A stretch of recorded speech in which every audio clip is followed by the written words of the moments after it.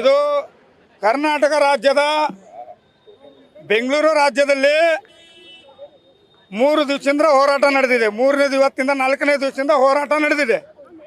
ಕಾವೇರಿ ನಮ್ಮದು, ನಮ್ಮ ನೀರು ನಮ್ಮ ಹಕ್ಕು.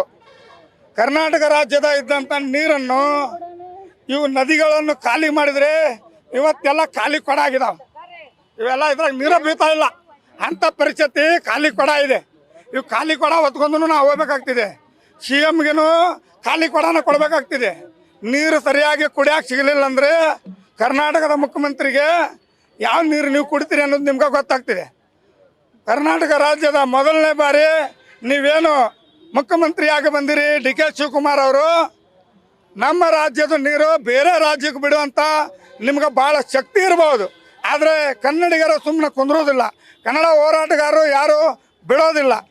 ಬೆಳಗಾವಿ ಮಹದಾಯಿ ಆಗಿರ್ಬೋದು, ಮಹದಾಯಿ ಯೋಜನೆ ಜಾರಿಗೆ ತರೋಕ್ಕಾಗಲಿಲ್ಲ. ಕಾಂಗ್ರೆಸ್ ಆಗಿರ್ಬೋದು, BJP ಆಗಿರ್ಬೋದು, JDS ಆಗಿರ್ಬೋದು, ನಿಮ್ಮದು ಮಾತುಕತೆನ ಕೇಳ್ತಾ ಇದ್ದೀವಿ ನಾವು.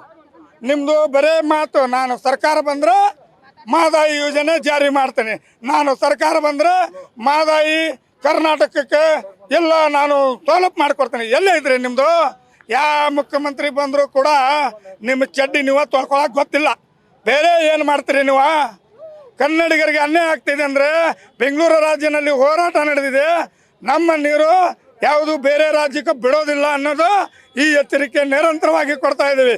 ಕಾವೇರಿ ನದಿಯನ್ನು ನೀವೇನಾದರೂ ತಮಿಳುನಾಡಿಗೆ ಬಿಟ್ಟರೆ ಮುಂದಿನ ಬರುವ ಮುಖ್ಯಮಂತ್ರಿ ನಿಮಗೆ ಒಂದು ಖಾಲಿ ಕೊಡ, ಒಂದು ಚರಿಗೆ ಕೊಡಬೇಕಾಗುವಂಥ ಕರ್ನಾಟಕ ರಕ್ಷಣಾ ವೇದಿಕೆ ನಿರಂತರವಾಗಿ ಹೇಳ್ತಾ ಇದ್ದೇನೆ. ಮಹದಾಯಿ ಯೋಜನೆ ಏನಾದರೂ ಗೋವಾ ರಾಜ್ಯಕ್ಕೆ ನೀವು ಮಾತಾಡಿದ್ರಂದ್ರೆ ಅದನ್ನು ಮಾತ್ರ ನಿಮ್ಗೆ ಚಡ್ಡಿ ಹಾಕಿ ಕಳಿಸ್ಕೊಡುವಂಥ ರಕ್ಷಣಾ ವೇದಿಕೆ ಮಾಡಬೇಕಾಗ್ತಿದೆ.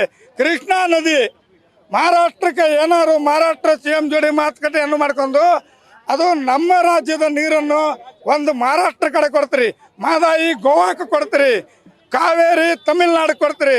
ಏನ್ರಿ ಇದು?